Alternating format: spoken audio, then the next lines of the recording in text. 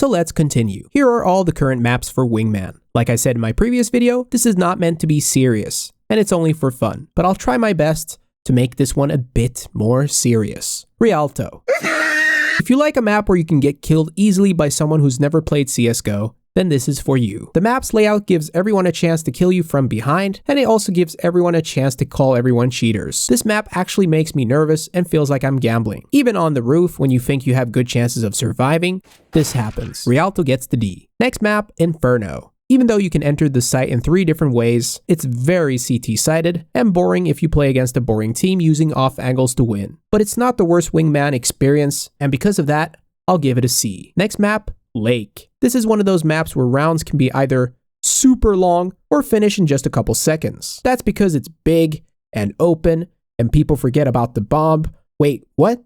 There's a bomb site on this map and I only got 10 seconds to plant? But even though it's totally different from the rest of the maps, I would describe it as a high-quality budget Call of Duty map. I'll give it a C for Call of Duty. Next map, Nuke. This Wingman version of Nuke is so stressful for both teams as you fight for map control immediately without having a chance to breathe. You are always aware that if you don't take control quickly, the other team wins by overpowered positions. T side is rough, CT side is rough, and no one likes to get killed from above, so it gets a D. Next map, Overpass. This version is really fun to play on CT side. There are many setups that you can try out, and most of them will work. T side is all about reading your opponents and push when the time is right. Just don't make the mistake of going alone. It's better to push together before CTs are able to recover. Overall, it's Wingman friendly, and I'll give it an A. Next map, Cobble. This Wingman version feels like an A map.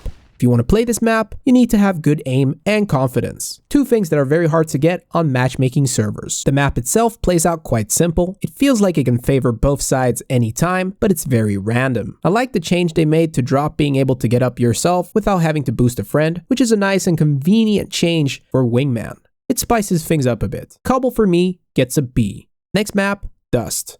Just Dust. It's using the old Dust theme if you ever miss it, even though there's someone who's made Dust with the new theme. Valve, why you no talk with this person? Anyway, this is the only map where T's can early plant. Not that I think it's bad, but this certainly feels like one of the only Wingman maps where you're playing after plant. I actually like this and the layout of the map. It pretty much lets the T side control the tempo, and there's so many options, and some rounds even feel like a James Bond scene, but you're not sure who is following who. Overall, the map is okay. Perhaps not great, but okay. I'll give it a B. Next map, Vertigo. If Vertigo was released exclusively to Wingman and was no longer part of matchmaking, it wouldn't bother me at all. In fact, the Wingman version makes more sense in terms of scale. Having B site and middle open for just 2v2s seems like the perfect size to me, and there's still a lot of ways to approach the site. Both CT and T side are fun to play, so Vertigo, for the Wingman version, I'll give you an A. Final map, Train. If you ever plan on introducing Wingman to a friend, go for Train. It's the best one because the spawns are unchanged and you are playing on A side. There's so much room and so many options for both teams. Most rounds in a competitive match are solely focused on A, so it's the perfect site to play Wingman on. Well played, Valve.